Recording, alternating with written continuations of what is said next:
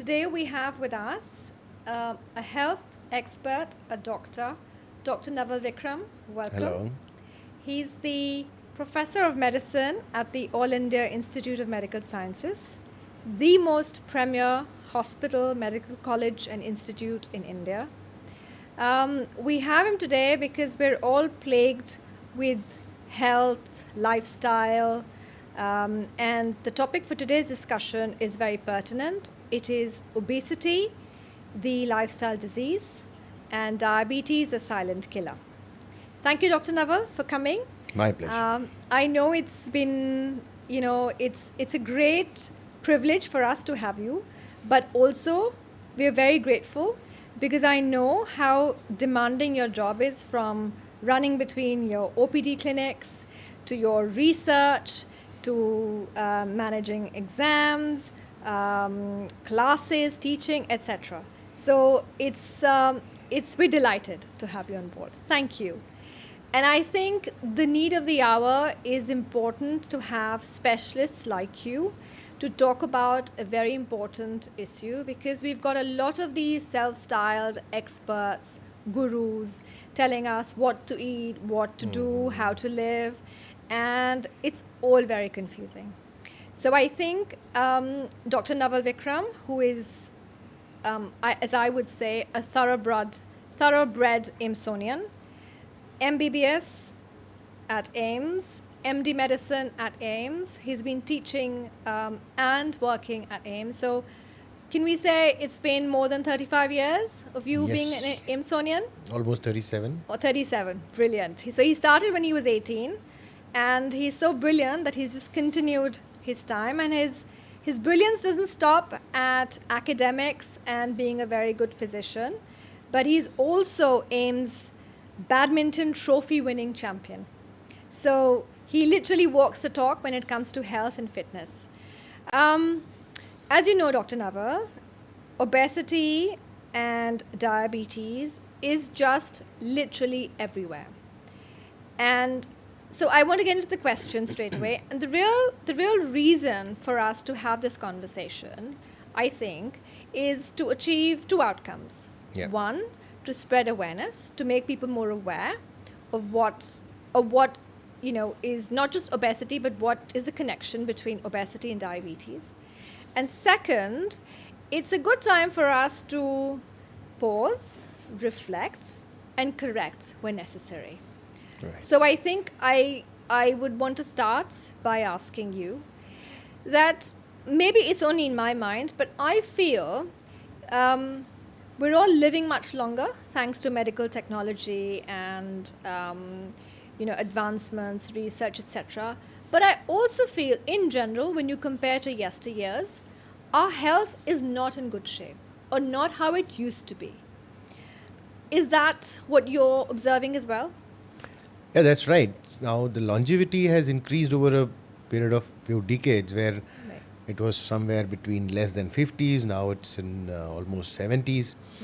So, but with this increase in longevity, we are plagued with chronic disorders. Right. Earlier there were acute infections and other thing. Now we have chronic disorders or non-communicable chronic disorders like diabetes, heart diseases, and one tends to carry on with these for a long period of time. So Yeah. this increase in the longevity has probably come at a price that we have. It has come along with this increase in the number and burden of chronic disorders. And I find that quite interesting and ironic that, given we are living longer, there's medical advancements, we've got access to education, to better health facilities, Yeah. to sports, to gym, to yoga. Despite all that, our health is somewhat plummeting, and it starts rather young. Obesity, for instance, as we understood, or as I have observed, was more a concern in the West. However, it's traveled to the East, not just to India, but within the wider sub-Asian subcontinent, and rather rapidly. Right. What do you think is the reason? What is the cause of this? See, there are multiple reasons for this. Number first and foremost, the reason is that the lifestyle The Western lifestyle, which was there, the food, exercise, and other things, now that has traveled towards east, let's say in the developing countries, and the population of these developing countries was much more plagued by, lack of food. The lack of food was much more than abundance. Right. Now, with increase over the few decades, the abundance has increased. Right. We have not still overcome malnutrition or undernutrition as such, but Right. still the abundance has increased, and the diet and lifestyle changes which were there in the West now have people have taken these up in these developing countries. Now, uh, the problem is that our genes, we are Right. born with such genes Yeah. which were mainly for storing fat, because the population in our country, or this area, this kind of a population in the Southeast Asia, Right. was programmed, because there was no abundance, were programmed for lack of food. So we tend to store the food. Right. But now these genes were good at that time when there Right. was less Right. available. But the same genes are proving to be a problem right now when there is abundance. Correct. Okay. Our genetic makeup hasn't changed. We still Right. tend to store things in the body, store fat, store calories, and weight. So that still is going on. And right now, with increasing economy, increasing the let's say mechanization, increasing availability of transport and all that, the physical activity component has gone down Right. significantly. Right. So now what we see is that various Indian surveys also say that sedentariness or lack of physical activity was seen in up to almost 70% of the individuals who were surveyed. Right. So that's a huge problem, Yeah. and that is particularly so after COVID, Right. because Oh, okay. during COVID people have adapted to working from home, and now that hasn't changed, or Right. it's not changing so rapidly as it was supposed to. Right. So sedentariness is very important thing. Second thing is that easy availability of high calorie foods. They're so easily available. Initially, it was that you used to go if you wanted to have a say outing or a nice meal, you would have to go. But now everything is available at your doorstep. You just have a phone and just you click, just you order it. It's available within some time at your doorstep. You don't Yeah. even have to move a muscle Right. for going out anywhere. So, broadly speaking, these are the two main things: diet, which has changed from traditional Lifestyle. Indian diet or preference of cooked, fresh food Fresh food. to Right. more of Packaged, packaged, processed. quickly available food. Whatever is quickly available has to come from a package, Sure. because cooking takes time. Especially Indian cooking does take time. So what those preference is that in a quick, fast food, let's say, whatever is available quickly, preserved, and which is more high in calories, Right. maybe high in fat, high in sugar, high in salt. Okay. So these are the components. So, and that coupled with lack of physical activity is the one which is fueling the whole epidemic. So here's a little technical question. What is glucose? We know when they say you have a glucose spike or a blood sugar spike or an insulin spike. What is that? So glucose is it's a carbohydrate, it's the main fuel Right. which the body utilizes, Okay. because that is the most important thing, Okay. which is utilized immediately. You have carbohydrate, which is glucose. You have proteins and fats. Right. So proteins and fats are utilized more slowly. Right. Glucose or carbohydrate is the one which is utilized glucose is the simplest form. Right. So that it's used it's absorbed very rapidly. It is utilized very rapidly, and it is required for survival. Right. It is required for survival. Right. That is why once you have your meal, the glucose immediately, the food gets absorbed and your glucose rises. Right. Okay. And then that's the glucose spike. Spike. So carbohydrate instant, whilst Instant. proteins will be a Slow. SR or Slow. sustained release or Yeah, yeah. proteins and fats, they are the ones which get digested slowly, get absorbed slowly, and then they get utilized slowly. Okay. So carbohydrate or glucose is the one which gets absorbed very rapidly, causes a spike, gets utilized very rapidly. Okay. That is the So important thing. absorbed there. and utilized. Yeah. Okay, very interesting. And even within the carbohydrate family, I believe you've got carbs which are low GI or low glycemic index.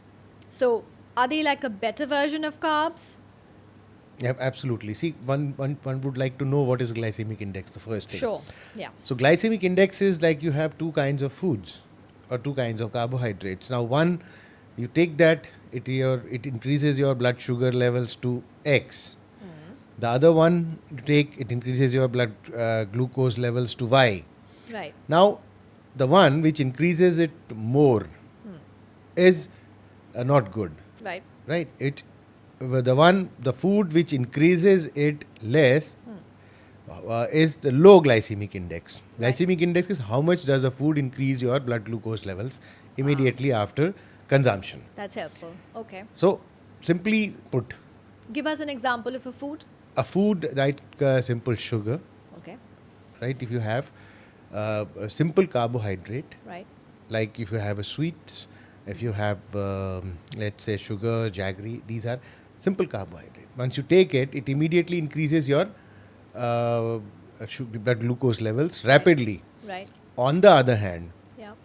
there are complex carbohydrates, say, let's say starch, Right. starchy food, Like rice, for instance. rice, Right. maybe starch, maybe you have the starchy foods, Bread. Would bread be? not bread. No, not bread. Not bread. If Okay. the bread, say it's a refined flour, Right. maida, Yeah. simply known as Yeah. refined flour, so that whatever is refined is going to rapidly increase the blood glucose level. What is less refined, say, suppose you compare uh, rice and Brown compared rice. with the brown rice or the Right. millets, Okay, millets. bajra and other Right. things. Right. If you take rice, it will increase relatively early or Right. more. Right. If you take bajra and other things, it will increase the blood glucose to a lower level and over a longer period of time. Okay. So there are simple carbohydrates which get absorbed quickly and increase the sugar. Yeah. There are complex carbohydrates which get absorbed very slowly and increase the blood glucose levels to a lesser extent. So that is low glycemic index and high glycemic So index. it's like a good carb versus a not so good carb. Not so good carb. Yeah, as opposed to calling them bad carbs. No, But nothing is yeah. bad, but it's Yeah. good and not so good. not so good. Right. Now, the big question, what is diabetes? And then can you define type 1 and type 2? In layman's words, not the medical way. Okay. So, see, diabetes is that whenever you take food or whatever you eat, your blood glucose is tightly maintained. Body has an excellent system of maintaining that blood glucose in a narrow range. Okay. All right. For survival, Right. sometimes body does increase. Certain hormones are released in the body during various phases. Suppose if you are under stress, your stress hormones are released and those hormones increase sugar because you need it. Right. Body needs that sugar at that time. Right. So it's a very tightly regulated system. Now, when you're this sugar in the blood, it increases. It's not utilized by the tissues. So once you take okay. your food, blood glucose increases. That sends a signal to pancreas to increase insulin secretion. That's a hormone which counteracts the glucose. And now that takes care of that. What insulin does is it acts on the tissues and it pushes the glucose inside the cells where Right. it is utilized. Right. So that's the simplest mechanism to be put. Now the problem comes when this thing is not happening. So when there is excessive blood glucose, in the blood the glucose levels are very high or higher than the normal range, and the insulin which is there is either it's not there or it's not able to do its work. Right. So that is the stage when diabetes. Now, broadly speaking, it's type 1 and type 2. Right. And there are others, type 3. There is Yeah. type 5, recently described. Right. So, broadly speaking, type 1 is where the insulin, the producing cells are dead. Okay. It might be an autoimmune phenomenon, your own body immune cells destroying those the pancreatic cells. Right. So, no insulin is there, absolutely zero. It could be from birth or during the course of your It life. could be from birth. As I Right. said, it's mostly an autoimmune phenomenon. Okay. So it could be, it occurs very early. It might be as early as 6 months. It could be maybe 6 years. Generally seen in the teens. So that's what juvenile diabetes. Juvenile diabetes, generally referred to as, that is type 1. Okay. Where something may happen, some autoimmune, your own body cells destroy the pancreatic insulin producing cells. Right. So there's no insulin, zero insulin. Right. So there insulin is the treatment and is required for survival, simply Right. put. Right. The second one is, broadly speaking, type 2. Right. Now this type 2, earlier it was described that it will occur in older individuals, maybe above 50 or above 60. Now type 2 is a situation where body does produce enough insulin, but there is a situation that this insulin is not able to work, and the tissues where it is supposed to work, they become resistant. Right. So there is a resistance to the action of insulin at the tissues where the glucose is supposed to be utilized. There is a fuel, it has to go into certain situation, certain organs, but those organs and the facilitator is insulin. Right. Those organs are not able to respond. So insulin is not able to push the glucose inside that, and that is why glucose is high. Right. Type 1, sudden symptoms occur generally. Type 2, once the diabetes diagnosis occurs, suppose a person is diagnosed as having diabetes, type 2 diabetes today. It's not that it started today. It's that this process of insulin resistance and the whole problem has started 5 to 7 years back. 5 to 7 years back, the process of diabetes has started. Now it has come to a point where the insulin which your body produces is no longer able to control the glucose levels. They have gone above the cutoff range. They are maintained. Now it's like what happens is that blood glucose increases, your insulin secretion increases. Glucose further increases, insulin secretion further increases Right. to compensate. Right. But a point comes when the body cannot go ahead. The pancreatic cells producing insulin get tired. Then they decrease producing. And that is where the blood glucose crosses the threshold and one is diagnosed with diabetes. Diabetes. So I Type 2. remember a conversation you and I had some years ago, and you mentioned exactly what you said right now. When at 60, when you're diagnosed with diabetes or as a hypertensive patient, it's not at 60. It's from 40 to 60. That 2 decades is a very precarious age. Right? It's when you have to really look after your body and your health to avoid all these issues that happen at 60. So, and we will come to that, talking about lifestyle and diet and what we can do to prevent it. But what I want to know is, do people who have a history of hereditary or in the family of diabetes, are they more prone to getting it? And if so, what can we do to circumvent it? Because I'm sure, there has to be a way around it, preventive, that we could do.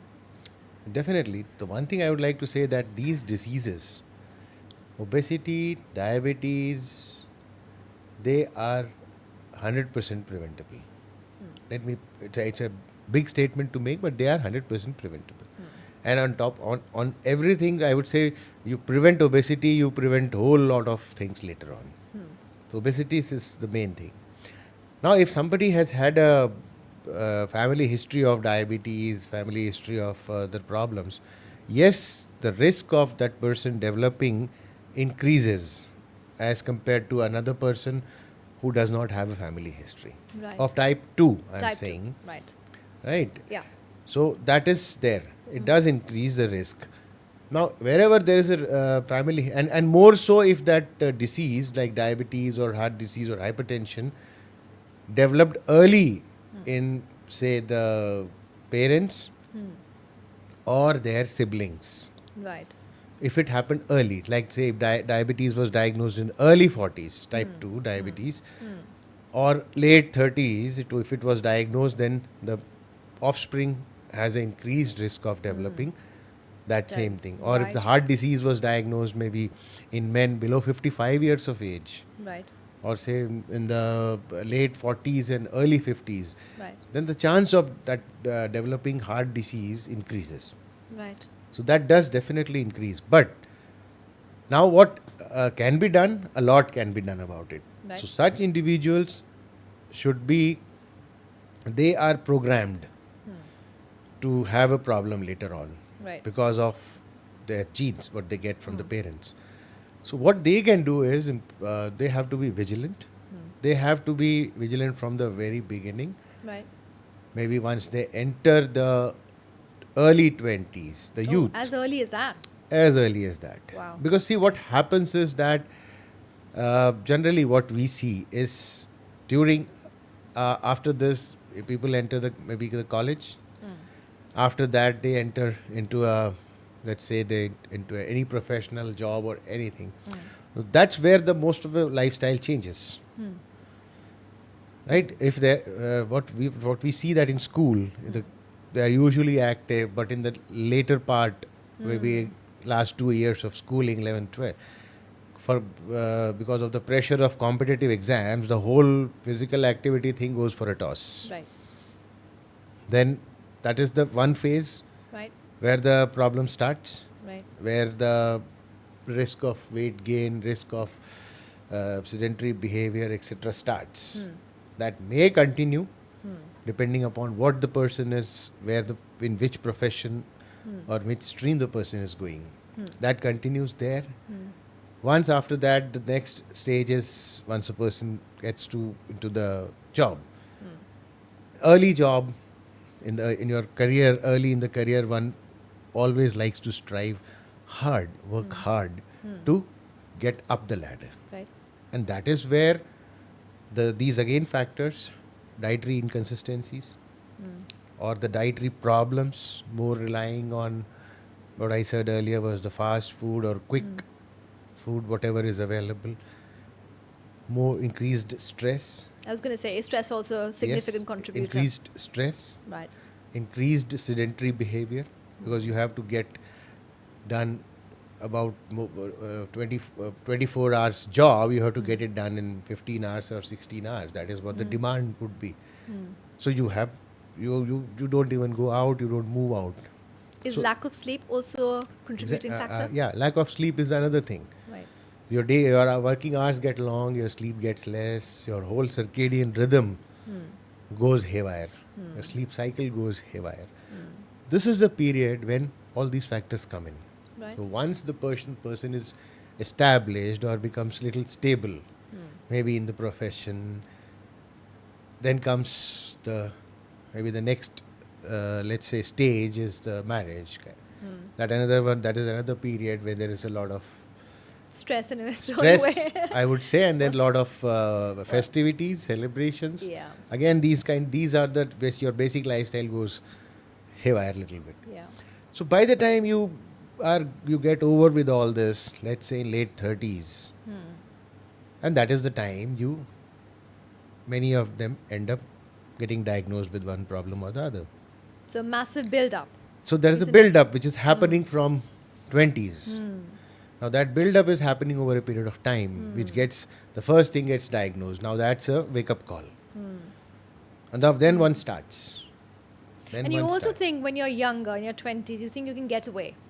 Exactly. And you probably do to a large extent. But somewhere, it's all adding up. It does. It does. See, again, in that in 20s, if you're there, the body changes also happen. Sure. In 20s, you're more physically active. Your metabolism is quite fast, Correct. quite high. Yeah. So your metabolism is very active. Even whatever you have, more calories, it could be used up. But later on, the body 30s, metabolism slows 40s. down. Once physical activity slows down, so now for the same pastry which one has in, let's say, in early 20s, when you're 21, 22, for the same pastry if you have, that would get utilized in a few hours. But once you reach your 30s, 40s, it'll take a whole day. Even though physically you might look fine, Yeah, you look good, younger, whatever, but the machinery from within slows down. slows down. It tends to slow down. Tends to slow down. So that is the major problem, and that is why one has to be aware. Now, especially who has a person who has a family history of these disorders, it's very important that one has to take care, because see, genetics, I would say, genetics loads the gun. The gun is already loaded because of your genes. Good one. Right? Preloaded gun. We all Yeah. have, because of our genes, Some we all have predispositions. some or the other problem. Yeah. But the gun is loaded by the bad genes. But it's the environment which pulls the trigger. Good one, Dr. Naval. So you would not like to Yeah. let the environment pull the trigger. Trigger. So that is where you can control it. You can't control the genes. True. You can control the environment. True. You very briefly touched upon obesity and diabetes. Both of them are the topics for discussion today. I want to understand what is the obvious and direct connection between obesity and diabetes. Okay. So obesity is, initially it was thought as just excess fat. But I mean, calories in is more than calories out. Okay. That was a very early concept of obesity. But again, it was thought that excess body fat, which is there, which is detrimental to the well-being of the body. Right. That is the next concept of obesity. Now obesity is defined as a chronic, Oh, okay. recurring Right. disease.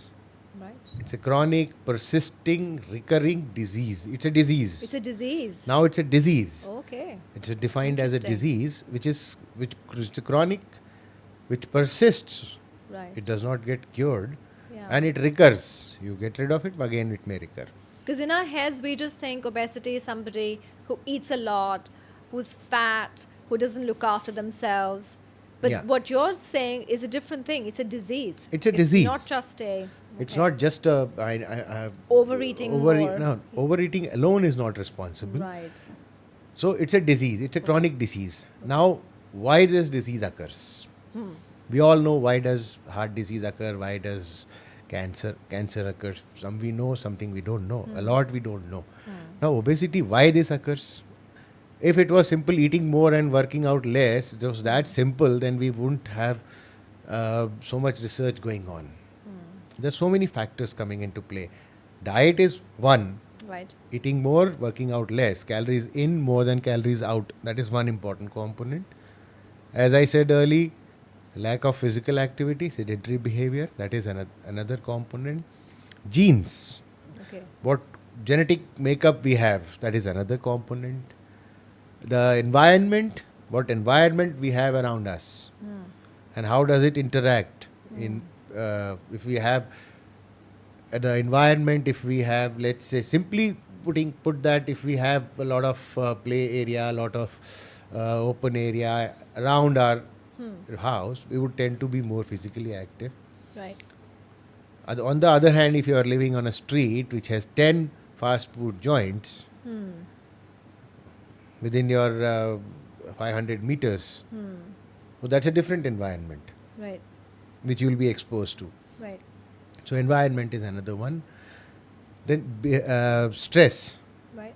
or your some behavioral factors, they are also important component in that. Stress is a very important component nowadays in the present scenario, in everybody's life at all levels, I would say, at all ages. Children are stressed with the homework.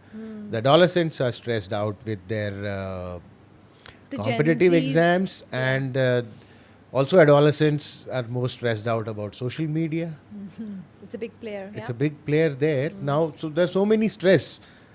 I mean, earlier, if low socioeconomic status, they may be stressed out about getting by in the day-to-day life, whereas other higher socioeconomic status person may be more stressed about something else. So there is a stress. There is stress within everyone. Nobody is stress-free at all levels, at all ages. That's a very important factor in that. Can obesity be treated? Yes, obesity can be treated, Okay. but more than treating, it can be prevented. Okay. Because prevention, obesity can be 100% prevented. And that is the most important thing. Right. One takes care, you prevent obesity, you prevent whole lot of problems with it.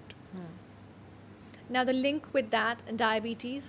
So, obesity, once excess body fat gets in the body, it deposits, then again the process of insulin resistance, which I was alluding to earlier or referring to earlier, that starts the insulin resistance, because excess fat, it gets deposited in your organs like liver, like muscle, like pancreas, like heart.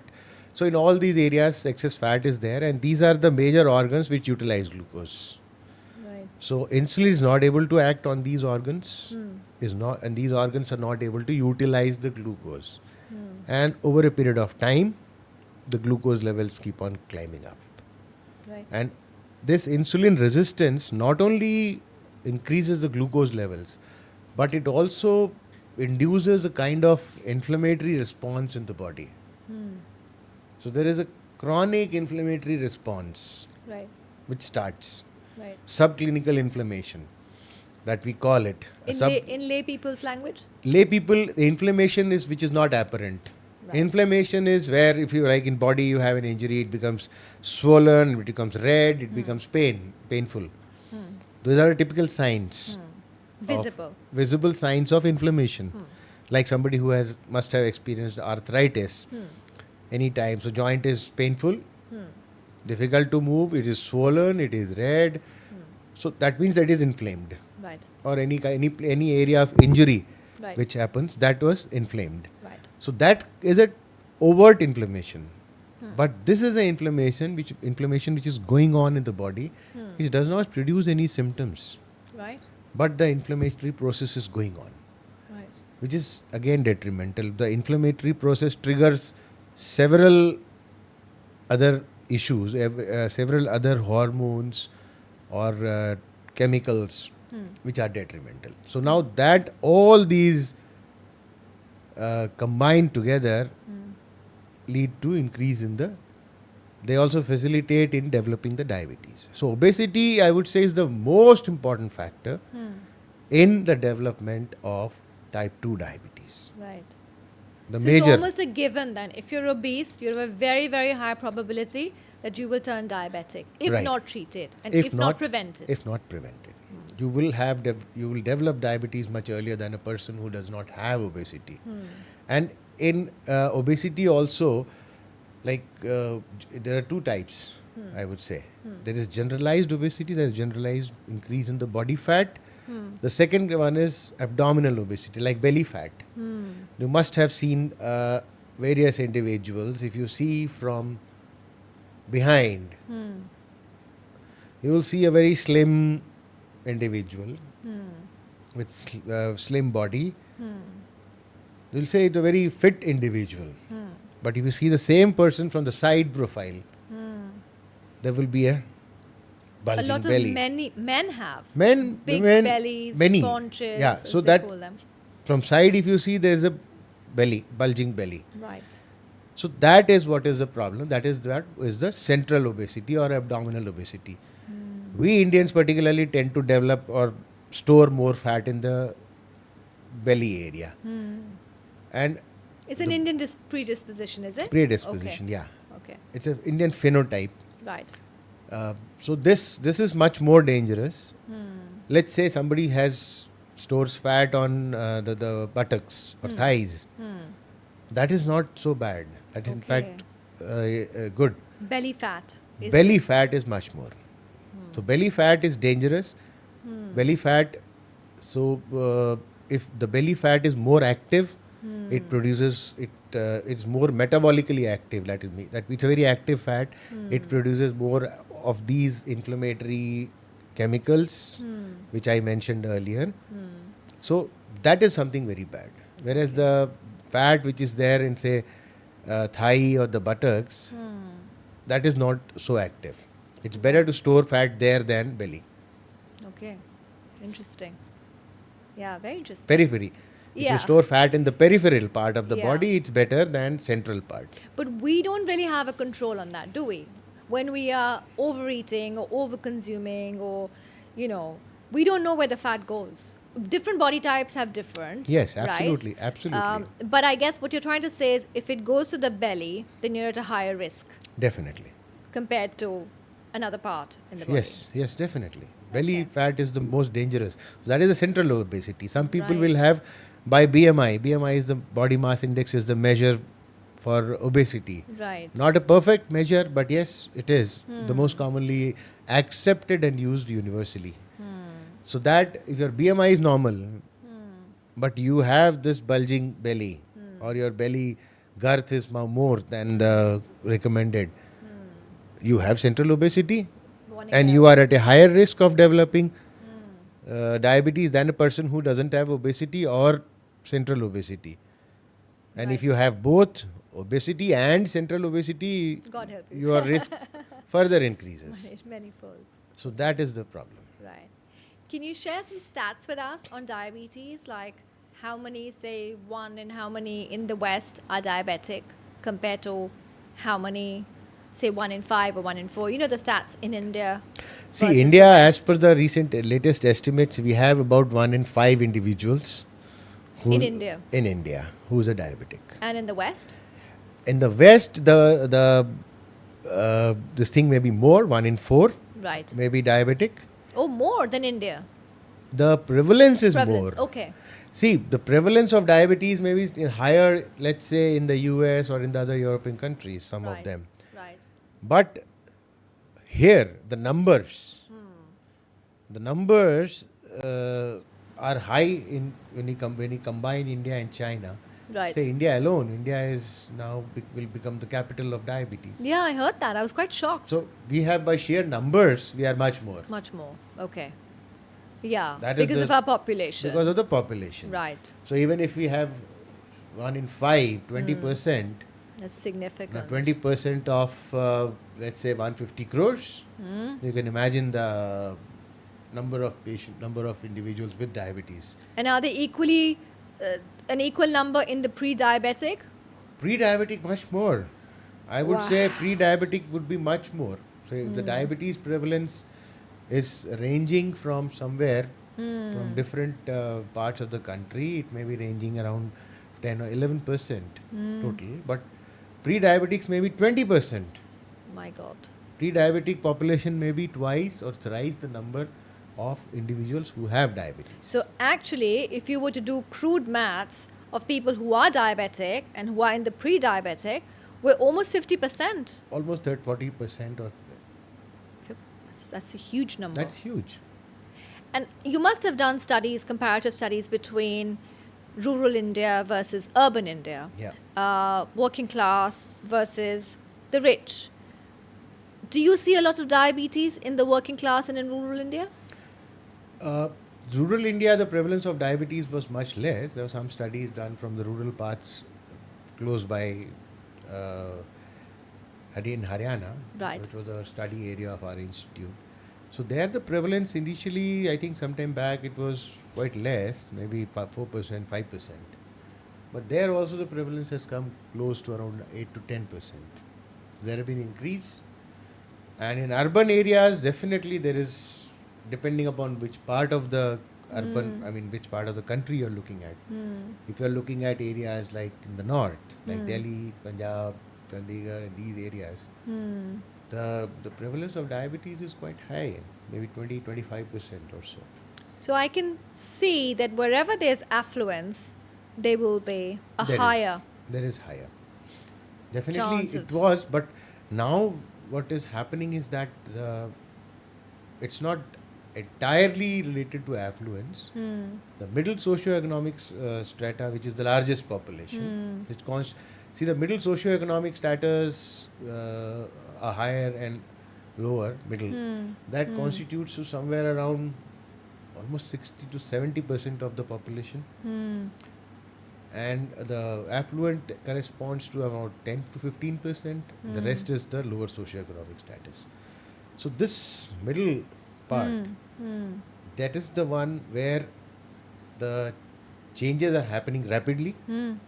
Changes in income, Correct. changes in the diet, changes in the lifestyle. Lifestyle. Now, right now, actually, and uh, the let's say the influence of the Western influence or the other food preferences, that influence of that is gaining rapidly in this group. Because, of course, rural India will eat probably homegrown, fresh, walk around. They do all their work on their own. You know, they don't have support system. So it's not just food, as you say, lifestyle. In the cities or where there's money, affluence, we've got cars, we've got a lot of comforts. But again, where there is affluence, there is awareness. There is affluence, there is awareness, there is access or affordability to Gyms. good and- quality food. Yeah. Good quality, I Yeah. didn't say not the. I mean, they are aware that Yeah. this is the healthy thing which we have to eat, and healthy things are expensive mostly. They have access to that. They can afford that. There is awareness. There is more accessibility to gym and other things. True. So there the things are declining. But despite that, Dr. Naval, the rates are so high. The So this rates is are high. contradictory in a way. You've got See, the rate is high, whatever is there. But yeah. once we see that the new cases, incidents, that is Right. we call. Yeah. So the incidence of diabetes or these problems occurring is higher in the middle socioeconomic status. Right. High, definitely they have more problems. Numbers will be more in that. But new cases happening is here. It's because they have, after having their fill of the day, they have become now aware. What is healthy, now what should be done. Right. But here, people who are, let's say, novio rich or recently they are going up the ladder, so they tend to emulate the other things. Like we Right. have to if we follow those dietary practices. Like for example, that earlier the low socioeconomic status, they were the major consumers of vegetables, right? Vegetables, other things. But now they if we have these quick fast food joints there, now for them it's considered as a luxury.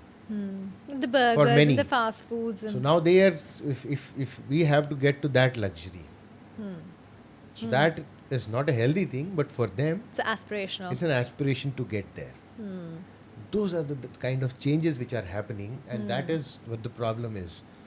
So now same thing is happening in rural areas also. So in rural areas, actually working hard, actually growing and eating fresh is on a decline. They grow. But They grow the crops to sell it away or Yeah. to send it away. because their kids are also now wanting the burgers and the pizzas and the So those have infiltrated Chinese our food. rural areas also.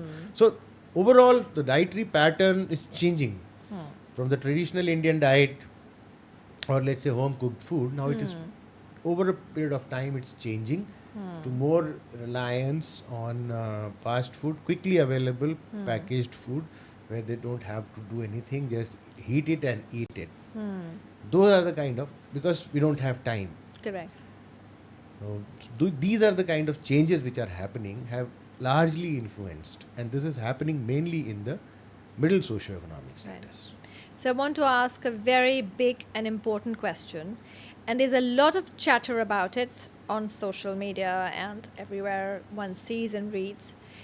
Can type 2 diabetes be reversed? Yes, I would say. Brilliant. That's good It can be news. reversed. Okay. How? Type 2 diabetes can be reversed. See, if you catch it early. Okay.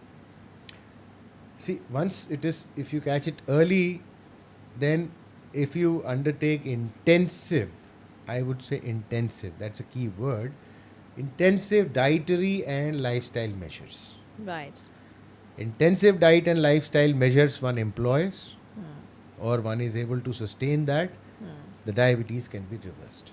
Okay. So the diagnosis of diabetes can be reversed, or you can bring the high sugars and HbA1c back to its normal levels. Wow. That is only with intensive.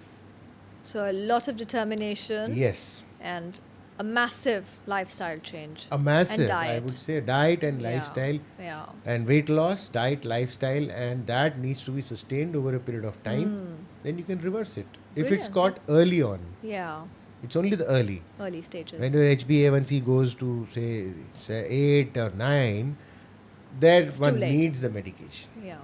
So more like a 5.6 to a 6. Not 5.6, 6.5 is the cutoff. So Okay.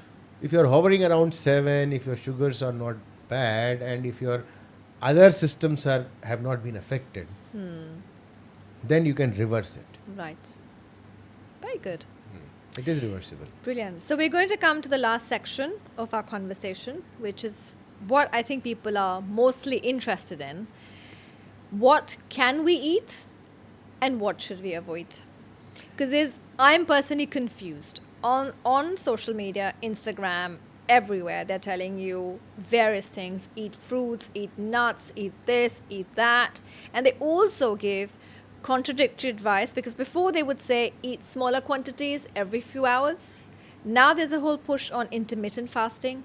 So I haven't a clue what we should do, how we should do it. But given you're the best place to answer this, could you just tell us what is a good diet? Say a good diet is one that is a balanced diet. Okay. What is a balanced diet? The balanced diet is one which has your 55% carbohydrates. Right. It has less than 30% fat, Right. and the remaining are proteins. Let's say 55, 20%, 15 to 20% proteins, and the remaining as fat. With saturated fat should be much less than 10% or less than 7%. Right. That should be the constitution, macronutrient constitution, let me put it, of the balanced diet, Right. Okay. right? That is the ideal diet. Right. Could you break that For down that. further? Now, breaking that down further. So, now what all them, first let me put it in the perspective of obesity. Okay.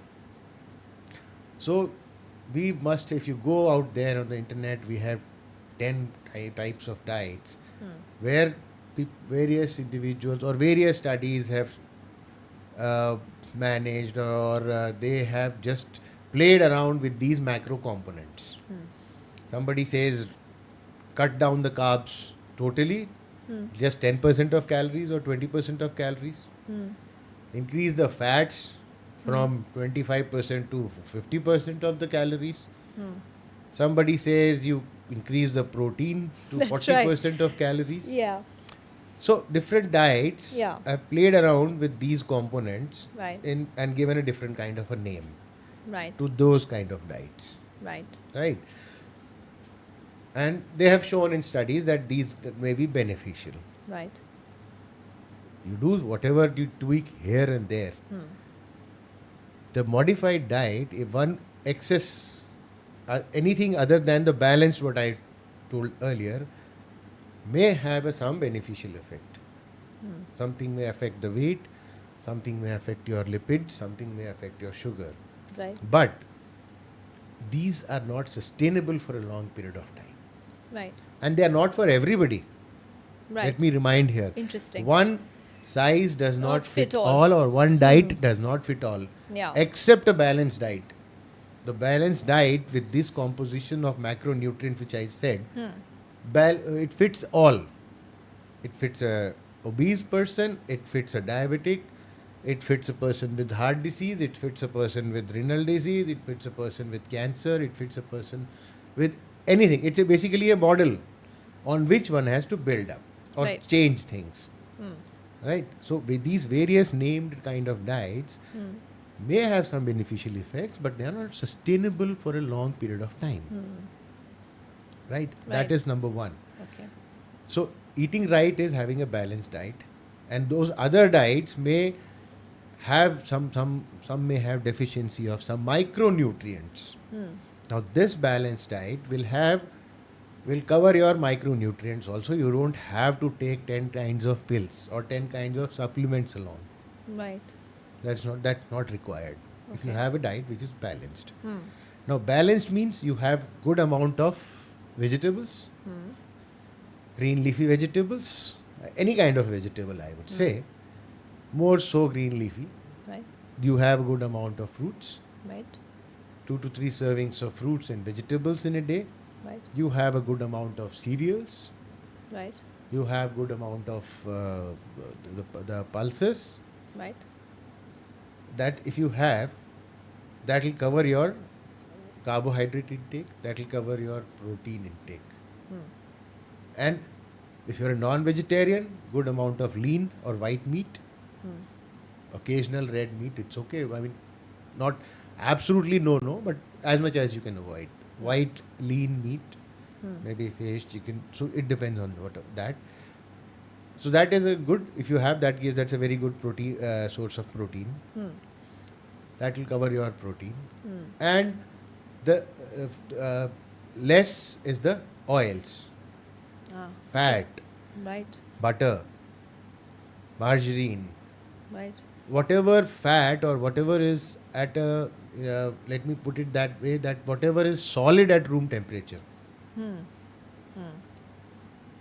decrease its intake. Okay. Butter. Hmm. So whatever is Makes solid sense. Yeah. at room temperature, Right. if you at the room temperature, whichever fat is solid, that is bad, should be avoided or had to be had very least. Hmm. Oils, it's not Hmm. solid at room temperature, Hmm. it's liquid. Hmm. That also you should have, but again limited. Hmm. Are there some better oils than others? See, no oil is perfect, Hmm. right? No oil is perfect. It's actually the oil, how it is good oil or bad oil. No oil is bad either. No oil is perfect, Hmm. but mainly the constituent of omega-3 Hmm. and omega-6, the ratio, Hmm. whatever is the ratio, it depends. Polyunsaturated, saturated is bad. Hmm.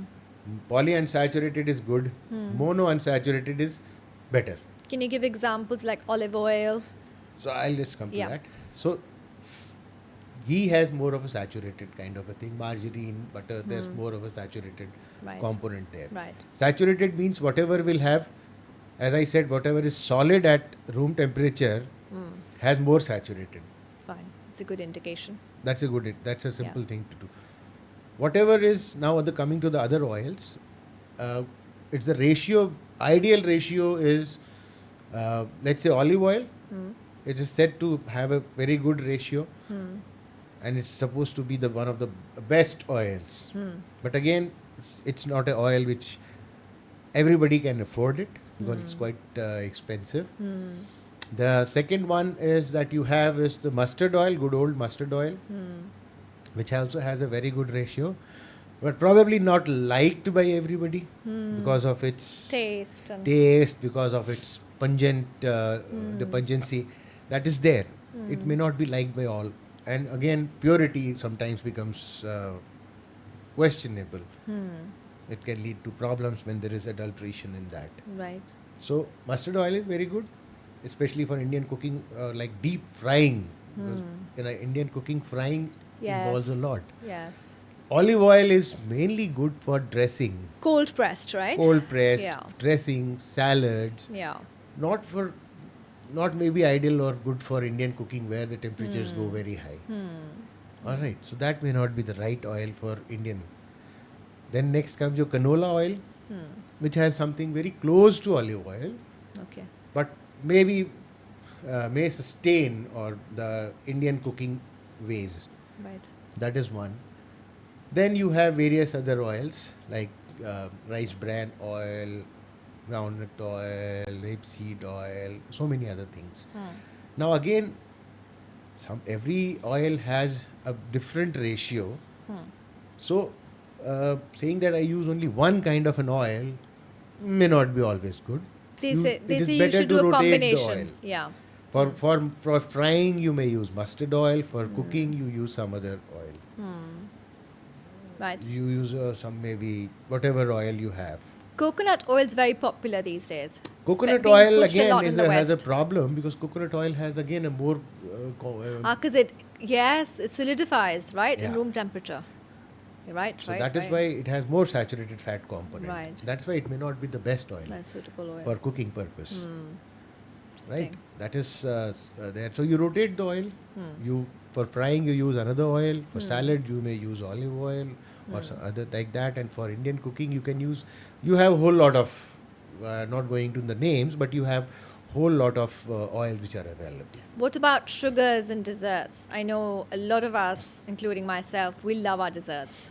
Um, what do you have to say for that? Like for sugar in your teas, in your coffees, should be reduced? You have sugars if you want, but whatever. So your target should be again not one component. Right. Your target should be always in calorie. So Okay. if you need 1500 calories in a day, so 1500 calories can come from 3 meals in a day, or 1500 calories can come from one meal alone, depending upon if you have a very high calorie meal at one time, say lunch or whatever. All the 1500 calories can come from your requirement, can be had from that itself. Right. Other than that, what you have is extra. And So is whatever that you're standard? eating- 1500 a day, is that standard? No, I I'm was just just giving giving an example. example. Okay. I'm just giving an example. So the amount of calories what is required depends on the person's weight. I mean, whether it is normal weight, overweight, or how overweight, and how physically active you are. Age?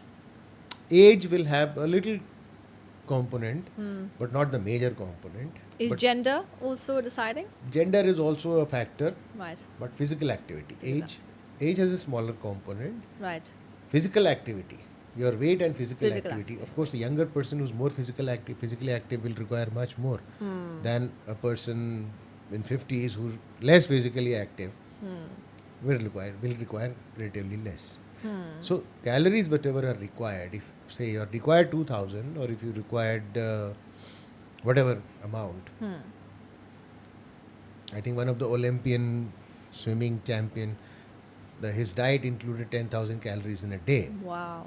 But again, his practice and exercising, everything from there, I just read somewhere it was around, he used to spend almost 11,000 calories in a day. So you can imagine.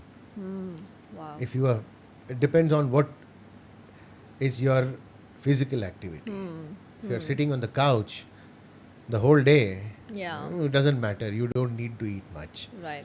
Whereas if you are running around the whole day, then you do need. What so about calories that are very important. old saying? I don't remember the whole thing, but like breakfast like a king, lunch like Okay. somebody, dinner like a pauper. Yeah, breakfast Does like a that- king, yeah, do they lunch still- like a prince, and dinner like a pauper. Yeah. Do they still hold?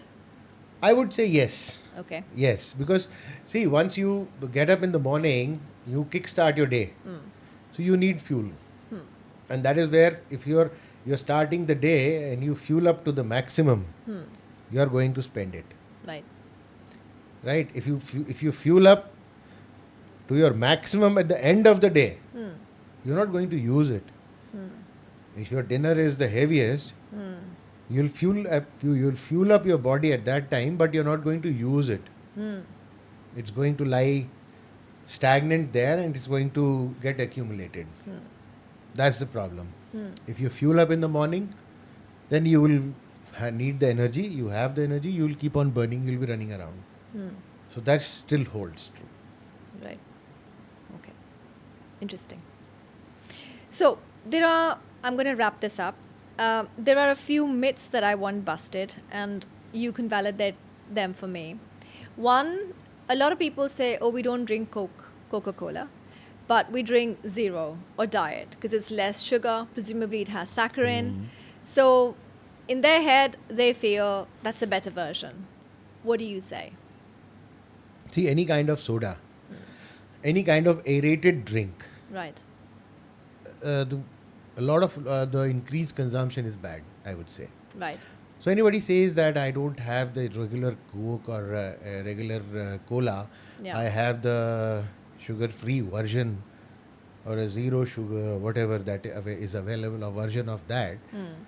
Now what? It has a whole lot of other things as well, right? So if it has a whole lot of other things which may be there, which may cause a problem. Now, aerated drinks or aerated colas have also been increased consumption of that has also been linked to increased development of obesity. Increased consumption of artificial sweeteners has also been shown to lead to later on increased risk of diabetes and other Right. problems. Right. The reason being there's an interesting phenomenon Right. that one, it leads to changes in the gut flora, gut microbiota. The artificial sweetener, the normal sugars, the gut bacteria. There is a whole world out there.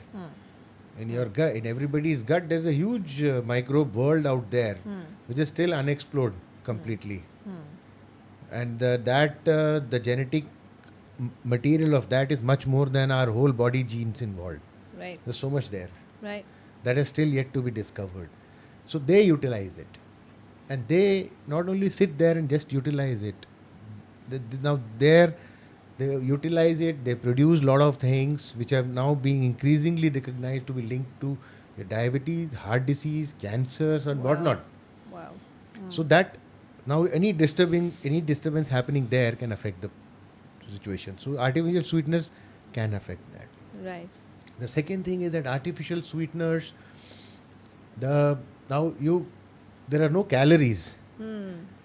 Once you take that, it increases it satisfies your taste buds. You get the sweetness taste, but the calories are not there.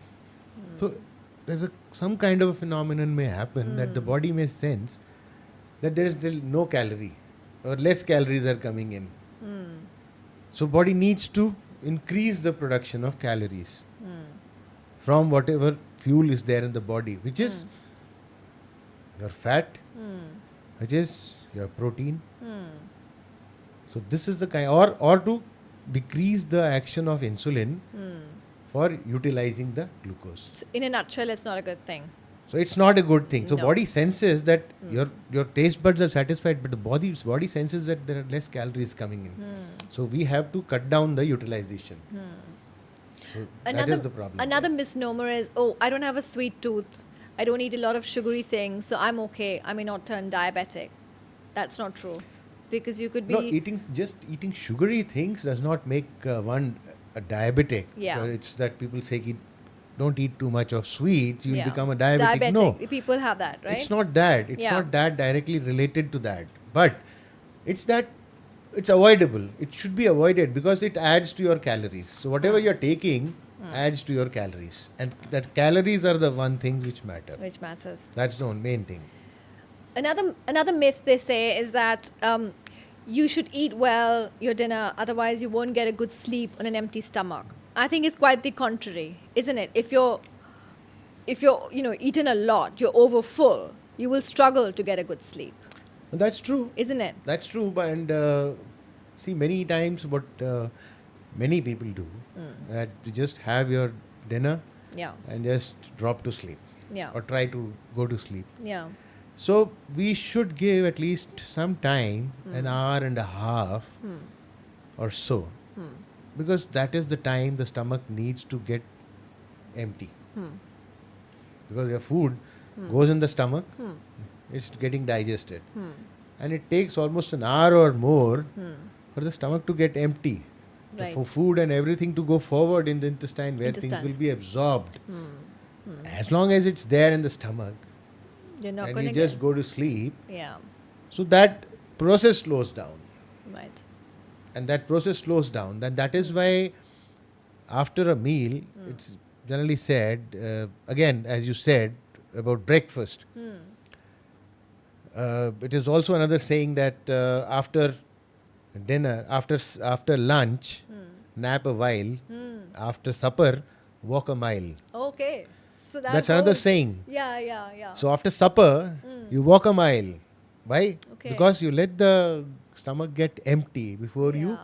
go for a sleep of a long duration. Yeah. Long duration. People used to walk after dinners before. I remember as a child, I would say in the neighborhood, people walking. Yeah. But then there were these new theories of saying, oh, no, no, it's not a good thing. It puts pressure on your heart. You really shouldn't No. walk or do an activity straight after a meal. You should not do strenuous activity after a meal, Right. especially if you are a heart patient. If one is a heart patient, one should not do any kind of strenuous activity after a meal. Light walking, Like a stroll. light walking. Yeah. It's just a stroll. That is good That's because good. that helps in Digestion. intestinal movement and that helps in emptying of the stomach. Right.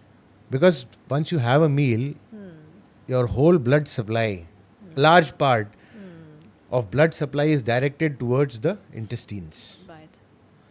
So that lot of the blood supply comes here. The food is here, it is getting digested, the blood supply comes to take away the nutrients. Right? That the whole process is going on immediately after the meal. Right. And during that time, when the whole blood supply is in that splanchnic area, what we say is around the intestines, the blood supply is there. If you start exercising, your heart needs blood, your muscles need oxygen, your heart needs oxygen. So the whole blood supply is directed towards here, and suddenly you start exercising, there may be a decrease in the blood supply towards the heart. Okay. That may cause a heart attack in individuals who are prone to it. Right. Right. And that may happen if the individuals already have heart disease, which is quite extensive. Right. And then I think must have come across many people develop symptoms of angina after a meal. Right. Yeah. This is the one reason that after a meal, the whole blood supply is pushed towards the intestine, stomach. Right. So there may be decreased supply to the heart, Heart. and which is already compromised supply may cause symptoms of angina. My last question. What do you make of stevia? What is stevia? I believe it's a plant. Is it good to consume or is it only for diabetic people? What do you think? So stevia is a natural sweetener, Okay. which is derived from the leaves of a plant. Right. As compared to the other artificial sweeteners, Sweeteners. they are chemically produced. Right. Stevia is a natural sweetener. Okay. So, if we look head on, the natural sweetener is better, definitely, as compared to an artificial sweetener. But again, there have been news or there have been some reports of the quality of this natural sweetener which is available. There are hundreds of companies marketing it or selling it. It's not only one. So, what is the ingredient? What is the quantity of ingredient in each composition of different labels? What is the quality of that ingredient in each of these? I mean, that needs to be explored. As long as it is pure, as long as it is taken in a limited quantity, it's safe. Okay. Vis-a-vis the artificial sweeteners. Right. Comparative. Comparatively, it is sweet. It is there, It but again, it's not that somebody who does not have any risk should not jump to artificial or natural other sweeteners other than sugar. Understood. That's what I was trying to get at. Should we One can take switch from one sugar can to take sugar if you are taking 2 or 3 cups in a day. Half a spoon or a spoon of sugar doesn't hurt. Is jaggery better than sugar, refined sugar? I wouldn't say better. Okay. Calorie wise, it's the same. If 1 spoon of 1 teaspoon of sugar as a 5 grams will give you 20 calories. Same thing will be given by the amount of jaggery as well. It's not that jaggery of the same amount will give you 10 calories and refined sugar. No. Right. Jaggery is not a refined sugar. Right. Jaggery is not refined, but it has the calorie content is same. From jaggery, the refined sugar is produced, but jaggery has other things, whole lot of other things. Right. It has iron and other micronutrients along with calories. Interesting. That's the difference there. Right. Right. It's not a replacement. Right. It should not be as a replacement. Yeah, because that's what people think, right? No. Let's do honey, let's do jaggery, it's No. better. Let's do fruit juices because they're fresh, but no, It's better not. to have, I would say, fresh better fruit. to have fruits. If you want Yeah. to have, better have 2 oranges than have a good glass Glass of of juice. orange juice, which is Yeah. made of 4 to 5 oranges. Yeah. This is in our head, right? We think packet juice not good. Oh, fresh juice is fine. Similarly, jaggery, honey versus refined sugar, but Honey we get, also we has get your calories. point. Yeah. It's just another sweetener. You can, Yeah. If you don't like sugar, you can have that. But Honey. it's again a sweetener. Yeah. It has calories. It's not a Yeah. replacement. Thank you. Thank you, Dr. Naval. Can I conclude our discussion by saying, and this is my understanding of what we've talked about today regarding obesity and diabetes, that firstly, processed food or a poor diet plus lack of or zero mobility, i.e., zero exercise, plus lack of sleep is a recipe for a massive health disaster.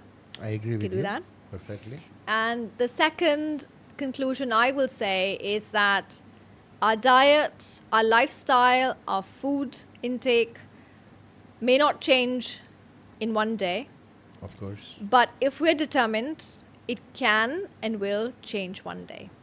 Definitely. It needs Yeah. to change It in the needs to current change. perspective. Yeah, It needs to change. needs to And it change. will.